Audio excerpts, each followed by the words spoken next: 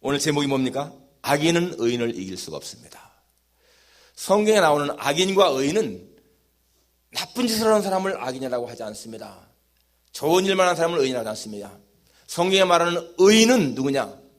하나님을 알고 하나님을 믿는 사람이 의인인 거예요. 원래 의로운 자는 없습니다. 성경에 보니까 의인은 없나니 하나도 없으며 라고 했잖아요. 선을 행하는 자가 하나도 없다. 그런데 여기서 의인이라고 말하는 것은 하나님을 알고 하나님 믿으면 의인으로 인정해 주는 거예요. 악인이라고 하는 것은 그나마 의인이 아니면 다 악인입니다. 하나님 모르는 사람들이 악인인 거죠. 시편 114편에 보니까 어리석은 자는 그 마음에 이르기를 하나님이 없다 한다. 그게 어리석은 사람, 미련한 사람, 악인인 거예요. 그래서 여러분, 여기 악인은 의인을 이길 수가 없습니다 라고 하는 것은 하나님을 모르는 사람은 하나님을 아는 사람은 이길 수가 없다, 그런 뜻인 것입니다. 근데 여러분, 예수 믿는 사람들 가운데에서 우리가 이런 시험 들 때가 있어요. 저 사람은 별로 하나님을 잘 믿는 사람이 아닌데 잘 되는 거예요. 심지어 하나님을 모르는 사람인데, 하나님 안 믿는 사람인데 잘 됩니다. 여러분, 그럴 때 우리가 마음에 시험 들 때가 있습니다. 저 사람은 왜 하나님도 안 믿는데 잘 될까? 여러분, 시편 73편은 아삽의 시인데, 그 아삽의 시편 73편 한번 오늘 집에 가서 잘 읽어보세요. 기록했다가 시편 73편. 거기 보니 아삽이라고 하는 사람이 진짜 악인이 형통하는 것을 보고 마음이 시험 받습니다. 저 사람은 저렇게 악인인데 왜 잘 될까? 시험 받는 거예요. 거기 보게 되면은 아삽이 거의 미끄러질 뻔했다고 말합니다. 자기 신앙을 버리려고 했다는 거예요.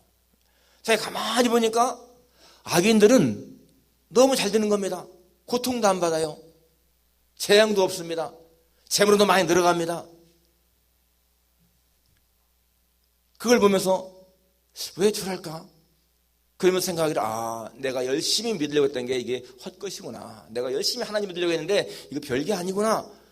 내가 마음을 깨끗하게 하고 손을 깨끗하게 하려고 했는데 이거 다 부질없는 짓이구나 라고 하면서 신앙을 포기하려고 했다는 겁니다.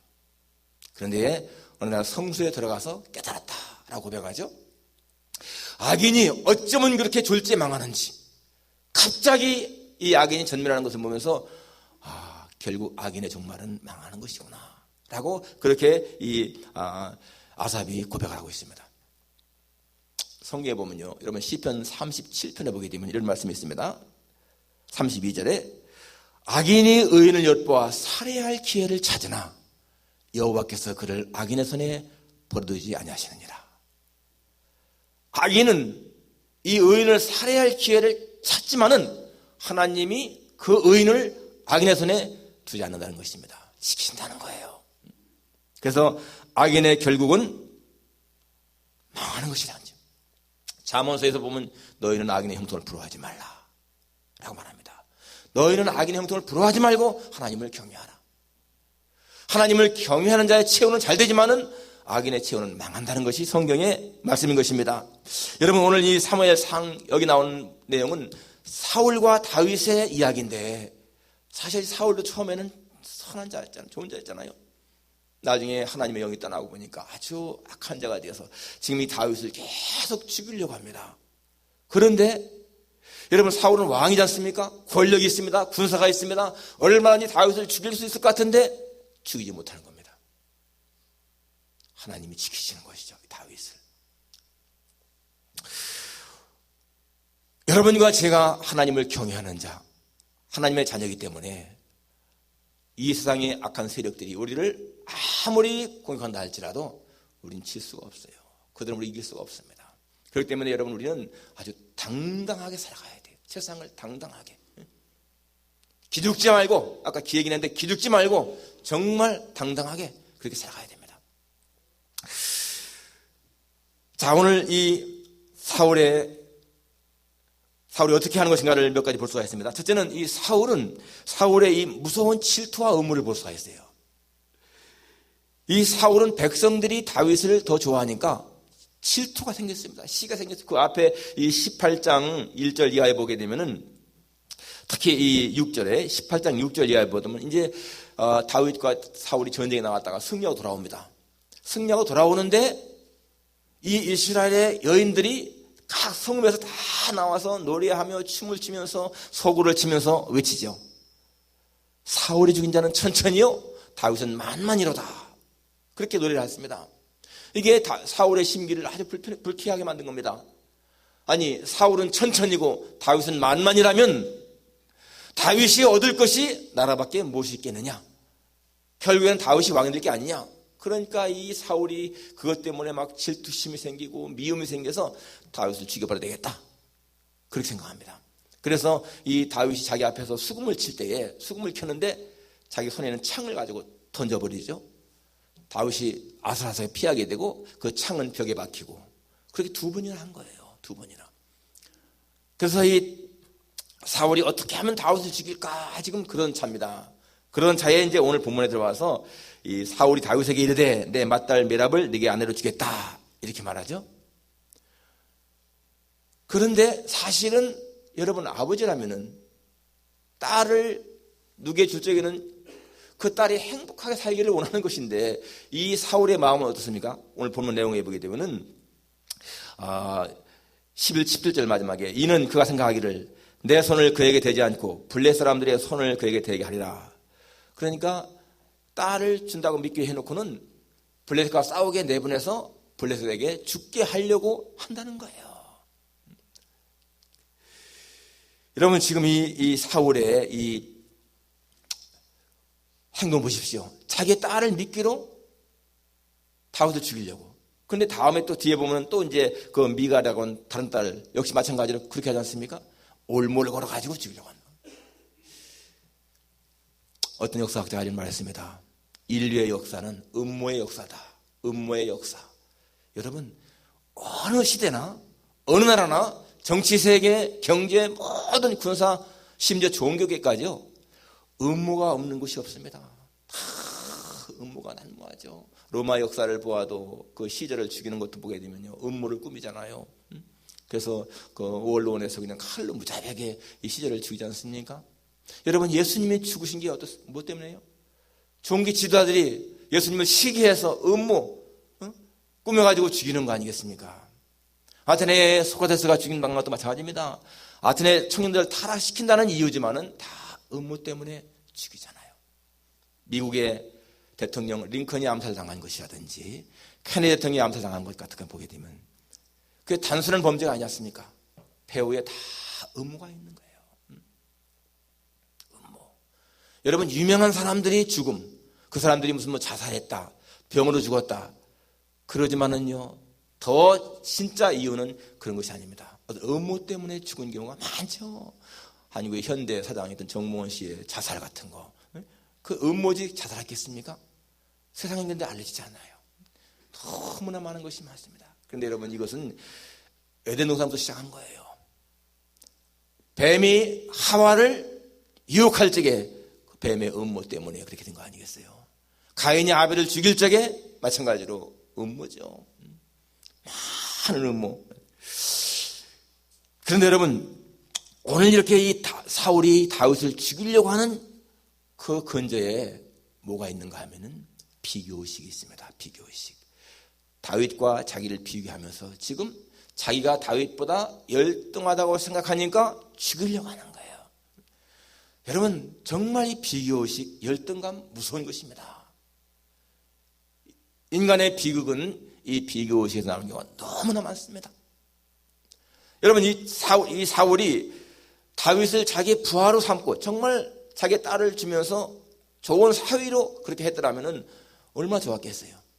그런데 그 알량한 비교식 때문에 열등감 때문에 끊임없이 다윗을 시기하게 되고 질투하게 되고 평생 대적자 나가는 그런 일 하지 않습니까? 오늘 11절에 보면 내가 내 딸 맏딸을 내게 주겠다 그랬는데요. 여러분 사실은 사울은 벌써 이 딸을 다윗에게 주었어야 되는 거예요. 왜냐하면 그 앞장에 보면 17장에서 골리앗 장군이 나와가지고서 막 모여갈 적에 이 사울이 어떻게 했습니까? 백성들한테 누구든지 골리앗을 죽이는 자는 재물을 많이 주고 내 딸을 주어 사위를 삼고 그 아부의 집에 세금을 다 면제하겠다. 그렇게 약속했지 않습니까? 그런데 골리앗을 죽였는데도 이 사울은 아직까지도 다윗에게 자기 딸을 주는 약속을 안 지켰지 않습니까? 벌써 지켜야 할 사람인데 그러니까 이 사울은 자기의 말에 대한 책임도 안 지는 그런 행동을 한 것입니다.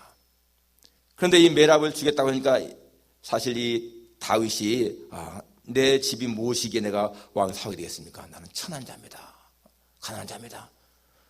그런데 오늘 본문에 보니까 19절에 사울의 딸 메랍을 다윗에게 줄 시기에 무올라 사람 아드리엘에게 아내로 주었더라. 사실은 그냥 다윗에게 주었으면 다윗이 거절하지 않을 수도 있는데 다른 사람에게 주어버린 거예요.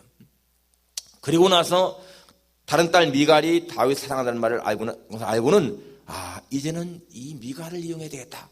21절에 보니까 스스로 이르되 내가 딸을 그에게 주어서 21절 그에게 올무가 되게 하고 블레 사람들의 손으로 그를 치게 하리라 하고 이에 사울이 다윗에게 이르되 네가 오늘 다시 내 사위가 되리라 하니라. 거기도 보십시오. 내가 딸을 그에게 주어서 그에게 올무가 되게 하고 블레 사람들의 손으로 그를 치게 하리라. 역시 자기 딸을 갖다가 미갈을 주어서 그 딸이 행복하게 사는 것이 목적이 아니고 다윗을 죽이기 위한 수단으로 이 딸을 지금 이용한다는 것입니다. 그래서 나중에 뒤에 보니까 이제 다윗이 허락하죠. 근데 이 사울이 뭐라고 합니까? 딴 거 원하지 않는다. 블레 사람들의 포피, 양피 100개를 가져와라.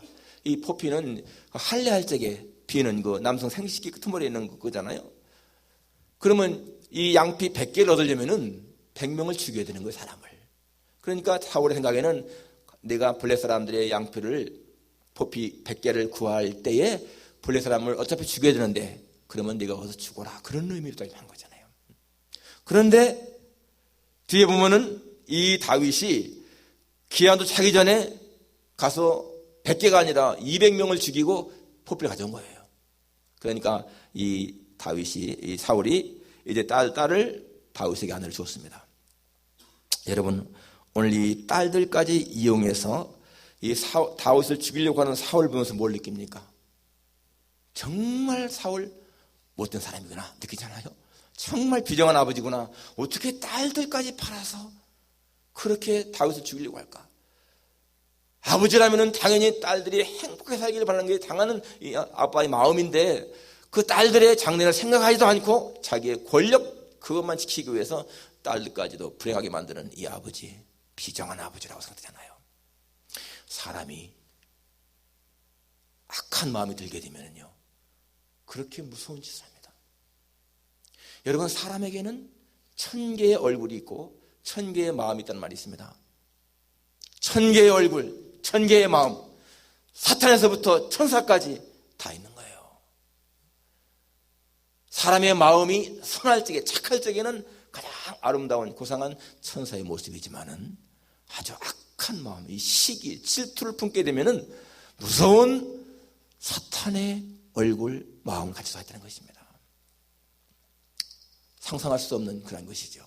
오늘 이 사울에게서 우리는 그런 것을 보게 됩니다. 여러분, 사람 마음이 사랑으로 채워지는가? 아니면 질투와 미움으로 채워지는가? 달라지는 거예요. 우리의 마음이 하나님의 사랑으로 채워지게 되면은 천사의 얼굴처럼 환하게 빛나고 아름답지만은 이 질투, 시기, 미움으로 채워지게 되면은 그렇게 무서운 모습을 보이는 것입니다. 그래서 여러분, 이 권력이나 돈이 아주 더럽고 무서운 거잖아요. 권력, 돈, 여러분 이런 거, 이거 앞에는요 사람들이 자기 부모도 없어요. 형제도 없습니다. 부부간에도 없어요. 제가 지난주인가 카노사의 굴욕이라는 것을 얘기했는데, 카노사의 굴욕, 거기에 왜 하인리 4세가 그 그레고리 7세하고 대항하다가는 나중에 카노사에 가서 3일 동안 이렇게 무릎 꿇고 막 빌다가 용서받잖아요. 거기에 하인리 4세라고 하는 이 신성 로마 제국의 황제가 있는데, 나중에는 이 하인리 4세가요 그레고리 7세를 축출합니다. 쫓아내요, 교황 자리에서. 그래서 그레고리 7세는 나중에 결국에는 떠들다가 죽는데, 이 하인리 4세, 이 로마 황제잖아요. 로마 제국의 황제, 신성 로마 제국의 황제였는데, 나중에 자기의 장자를 독일의 국왕에 앉힙니다. 그런데 이 아들이요 자기 아버지에게 반역을 해요. 반란을 일으킵니다. 그래서 그 아들을 폐해버리고 둘째 아들 차남을 왕위에 앉혔습니다. 국왕, 독일의 국왕에. 그런데 그 다음에 이 둘째 차남이 자기 어머니와 결탁을 해가지고 이 아버지에게 반역을 합니다. 하인의 사세는 자기 둘째 아들에게 자기 아내한테 배신을 당한 거예요. 나중에 체포를 당해가지고 감옥에 갇히죠. 이 아버지가. 그리고 강제 퇴위를 당합니다. 나중에 쓸쓸히 죽죠. 여러분, 그게 권력인 거예요. 상상도 할 수 없잖아요. 우리 같으면은 어떻게 아버지가 아들을 왕으로 세우는데 그 아들이 반역을 일으키고 아내가 반역을 일으키고 그렇게 해서 죽이고 합니까? 그게 권력 가진 사람들의 모습이죠. 오늘 여러분 나라를 보십시오. 아주 돈 많은 사람들의 재벌들, 형제간에 형제가 없잖아요. 서로 싸우고 죽이는 그러한 것. 정치세계도 마찬가지잖아요. 사람에게 이 질투, 시기, 미움 무서운 것입니다. 나중에 이 사울을 보십시오. 이 두 딸, 공주로서 정말 행복하게 살아야 할 그 딸들인데 나중에 다 불행하게 되잖아요. 이 메라베라고 하는 큰 딸은 나중에 시집 갔는데 아들을 5을 낳았습니다. 얼마나 좋아요. 나중에 그런데 이 사울 가문이 몰락할 때에 그 5명의 아들이 다 남에 달려 죽잖아요. 죽임을 당하죠. 또 이 미갈이라고 하는 딸, 다윗을 사랑했지만은 어떻습니까? 나중에 다윗을 업신여긴 죄 때문에 죽을 때까지 자식을 못 낳는 그런 삶을 살잖아요. 이 사울과 아들 요나단 전쟁터에 죽지 않습니까? 그의 아들 무비보셋 잠시 왕이 되었다가 살해당하잖아요. 여러분, 그것이요 이러한 음모, 미움, 질투가 있는 자의 종말인 거예요. 무섭습니다. 두 번째는 악인은 의인을 두려워한다는 것입니다. 오늘 28절 보면은 여호와께서 다윗과 함께 계심을 사울이 보고 알았고 사울 딸 미갈도 그를 사랑하므로 사울이 다윗을 더욱 두려워하여 평생의 다윗의 대적이 되니라. 사실 여러분, 지금 이 사울은 얼마든지 다윗을 죽일 수 있는 그런 자리에 있었지만은 죽이지 못하고 오히려 평생을 더 오히려 두려워했다는 거예요. 왜냐하면 다윗에게는 하나님이 계시기 때문에 그렇습니다. 오늘 본문에 보니까 여호와께서 다윗과 함께 계심을 사울이 보았고, 다윗 비록 가난하고 비천한 자이지만은 하나님이 그와 함께 했다는 겁니다. 그렇기 때문에 이 사울이 감히 어쩌지 못하고 평생 이 다윗을 두려워하며 살았습니다. 여러분, 사울이 다윗을 대적하는 것은 결국은 다윗이 함께하는 하나님을 대적한 거예요. 그러니까 이 사울이 미련한 사람이죠. 여러분, 이 사울에게 가장 큰 문제가 뭐였는가 하면은 하나님을 경외할 줄 몰랐습니다. 처음에는 정말 하나님을 경외했는데 나중에는 마음이 교만해져서 하나님을 경외할 줄을 몰랐어요. 하나님에 대한 말씀을 무시했습니다. 하나님을 하나님 자리에 모시지 못한 겁니다. 우리는 사무엘상 2장에 나오는 말씀을 기억해야 됩니다. 하나님 말씀에 나를 존중히 여기는 자를 내가 존중히 여기고 나를 멸시하는 자를 내가 경멸하리라. 저는 그것이 우리 사람의 성공과 실패를 나누는 말씀을 생각해요. 하나님을 존중히 여기는 자를 하나님이 존중히 여기고 하나님을 멸시하는 자는 하나님이 경멸한다. 엘리가 그랬고 오늘 사울이 그랬습니다. 하나님을 멸시하는 사람들인 거예요. 그렇기 때문에 하나님이 그들을 경멸하잖아요. 잠언 16장 5절에 보니까 물은 마음이 교만한 자를 여호와께서 미워하시나니 피차 손을 잡을지라도 해를 면치 못하리라. 마음이 교만한 자와는 손잡지 말라는 겁니다. 하나님이 망하게 한다는 거예요. 성경은 말씀하지 않습니까? 하나님은 은혜로 겸손한 자는 은혜를 베풀지만은 교만한 자는 멀리 하신다고 했습니다. 그렇기 때문에 오늘 이 다윗의 이 사울의 이러한 것은 하나님을 무시한 그런 죄인 것을 알 수가 있습니다. 여러분, 오늘 마찬가지입니다. 하나님 모르는 사람들은 하나님을 정말 믿는 신실한 신앙인들에 대한 두려움이 있습니다. 그리고 악한 영들은요, 하나님의 사람을 두려워합니다. 귀신들은 예수님 믿는 사람들을 압니다. 알기 때문에 두려워하는 거예요. 우리 안에 계신 성령 때문에. 그런데 우리가 오히려 도리어 귀신들을 두려워한다. 잘못된 거죠.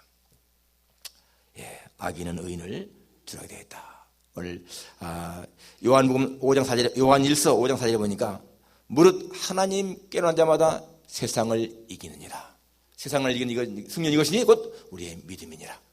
여러분, 우리가 정말 믿음이 확실하다면 세상을 이길 수가 있다는 것입니다. 바울 보십시오.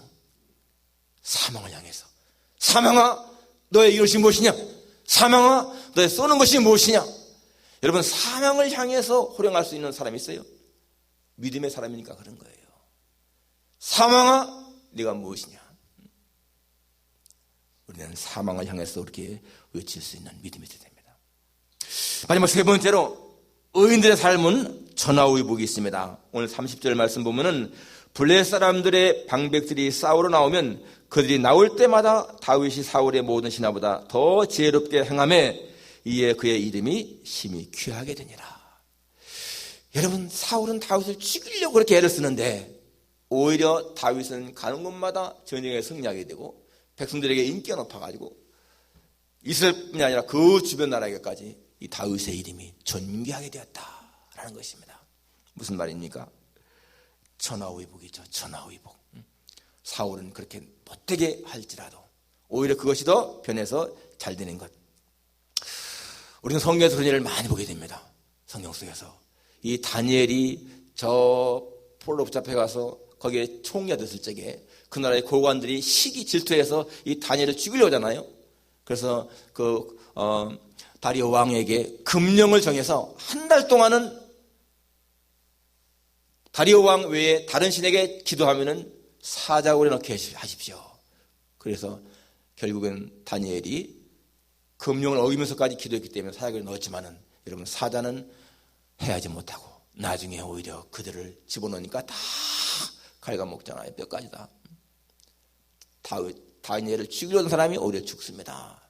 에스더서에 보게 되면 그 하만이라고 하는 자, 이 모르드게가 자기 비위 안 맞는다고 오히려 이 모르드게 하나만이 아니라 유대인을 다 죽이겠다라고 계획을 세우지만 나중에 이 모르드게를 죽이려고 장대를 자기 마당에 세워놓지만은 거기에 누가 달려요? 자기가 달리잖아요. 전화위복. 하나님이 함께 하시는 사람은 세상이 감당할 수가 없다는 것 기억해야 됩니다. 중요한 것은요, 다니엘이나 요셉이나 오늘 다윗이나 모르드게나 믿음의 사람들인 거예요. 믿음의 사람들. 믿음의 진정성 중요합니다.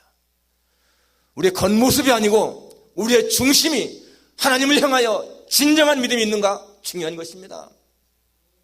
예수 믿는 사람들이 정말 그 중심 속에 하나님에 대한 바른 신앙이 있다면 세상 사람들이 예수 믿는 사람들을 비웃을 수가 없는데 오늘 우리 예수 믿는 사람들의 모습이 겉은 번들어한데 중심이 진정성이 없으니까 세상에서 업신여김을 당합니다. 우리는 회개해야 돼요. 그런 것에 대해서. 하나님 앞에 진정성 있는 믿음. 그래서 세상이 감당할 수 없는 그런 사람들이 돼야 되죠. 세상에서 여러분 욕을 먹는 사람들이 왜 그렇습니까? 신앙과 행동이 일치가 안 되니까 문제잖아요. 말은 잘하는 것 같은데 실제는 안 그러니까 문제잖아요. 스코틀랜드에서 두 형제가 태어났습니다. 가난한 집에서. 한 사람은 형은 돈 벌기 위해서 캐나다로 왔습니다. 둘째는 선교사가 되어서 아프리카에 가서 선교 활동을 했습니다. 33년 동안 선교 사역을 했고 형은 캐나다에 가서 돈을 엄청 많이 벌어서 거부가 됐습니다. 바로 아프리카에 간 사람은요, 데이빗 리빙스턴입니다. 그는 죽을 때까지 아프리카에 선교했죠. 그리고 아프리카를 가로 횡단하는 그런 탐험도 했고 정말 존귀한 이름이 됐습니다. 존귀한 이름 리빙스턴. 그 형이 있다는 거 아십니까? 거의 모를 거예요. 그 형의 이름은 이름도 알려지지 않았습니다. 그런데 그 형의 묘비에 이렇게 비석이 써있다는 것입니다. 데이빗 리빙스턴의 형 아무개. 근데 그 이름도 안 전해져와요. 데이빗 리빙스턴의 형 아무개. 여러분, 우리가 믿음이 있다고 하는 것이 얼마나 귀한 것인가. 우리의 이름이 하나님의 생명체에 있다고 하는 것이 얼마나 귀한 것인가. 절대로 이 땅에서 악인은 의인을 이길 수가 없습니다. 우리는 자부심을 가지고 믿음을 가지고 하나님을 섬기며 살아야 한다는 것을 믿으시기를 축원합니다. 기도하겠습니다.